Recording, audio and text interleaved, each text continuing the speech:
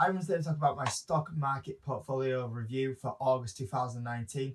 And if this is your first time watching this series, basically what happens is I kind of show the return through all of my stocks in my stock market portfolio for August 2019. And then I compare it against the S&P 500 and I see if I'm able to beat the S&P 500 for that month. And my kind of aim for the year is to try and beat the S&P 500 return. And that's since I've been doing this video series, I've kind of said that the aim is to beat the S&P 500. And on this channel, we always talk about long-term investments and over the long term, can we beat it? And previously, since I've started investing in the stock market, I've always beat the S&P 500. So hopefully we'll make it another year of being able to beat the S&P 500 return. Now, before I show you my portfolio, I'm going to also talk about a few of the stocks as well while I'm talking about them. But as well as that, some of the numbers aren't exactly correct just because some of the position sizes are a little bit bigger and smaller than what is shown. So the actual return's slightly different. But it's basically, it's nearly about right. So it's always a good marker to work off, really. But what I'll do now is I'll kind of put a full document up of how my return's done. And I'll go through every stock from there. So this is my stock market return for August 2019. On the far left, we've got all the names of the stocks, and then it goes the entry dates of when I got into the stock, and then every month's return, and then right at the end we've got the August return, and at the end we've got a year-to-date return. At the bottom is the total, and that's the return in total from the stocks, and then we've got the S&P 500 return right at the bottom. So if we go to the August section of our stocks, so we start at the top, which is JD.com.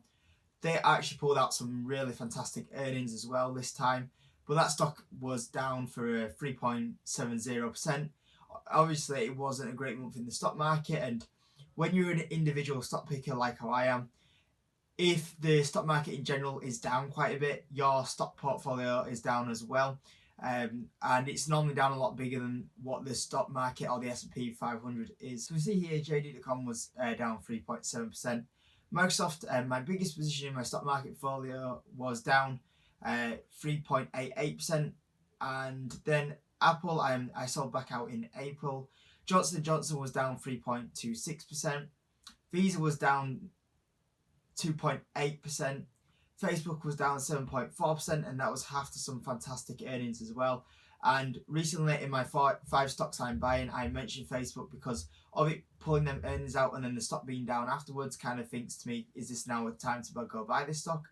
Walgreens was down 9.38%. So another month that's now pushed it down to a year-to-date return of 20.73%.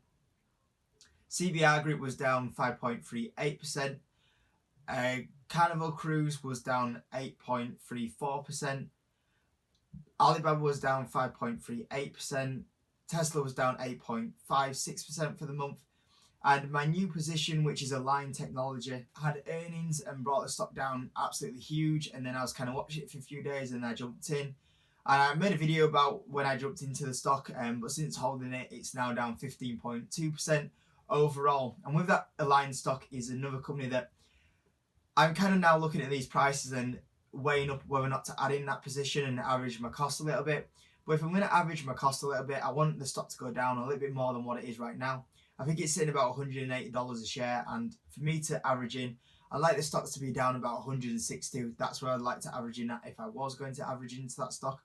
So at the moment, I'm just kind of watching it right now, but potentially we'll see what happens, and then I might average into the stock from there going forward. Now, that gave me actually a return of minus or negative 6.63%, which is now a year-to-date return of 14.31%.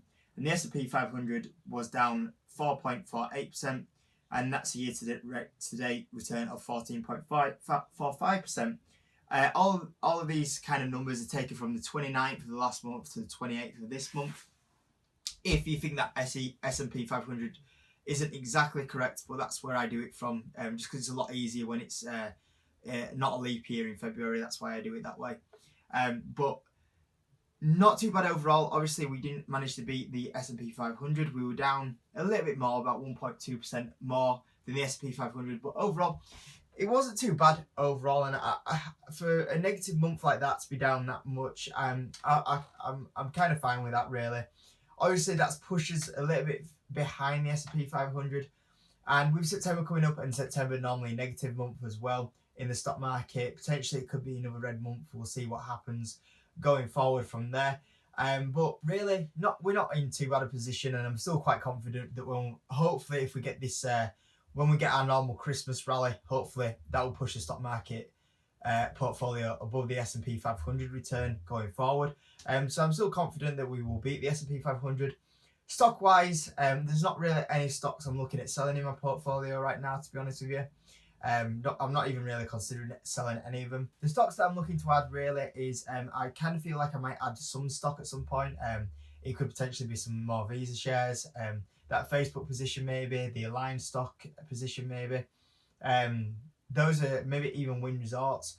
But those are kind of the first three were the three that I'm kind of like more looking at adding into them positions really. So I would kind of think that I will buy something at some point, and normally if I do buy some more stocks, what I do is I make a video about it and I kind of say what was the entry point that I did get in at. So if I do that, I will let you know. But that was my stock market portfolio return for August 2019. I hope you enjoyed the video for me sharing my stock market portfolio, and hope it helped you if you were looking at maybe investing into the stock market going forward. So if you could give the video a like, that'd be absolutely amazing. If you could subscribe, we're nearly at the 400 mark, that would be super, and I'll see you on the next video.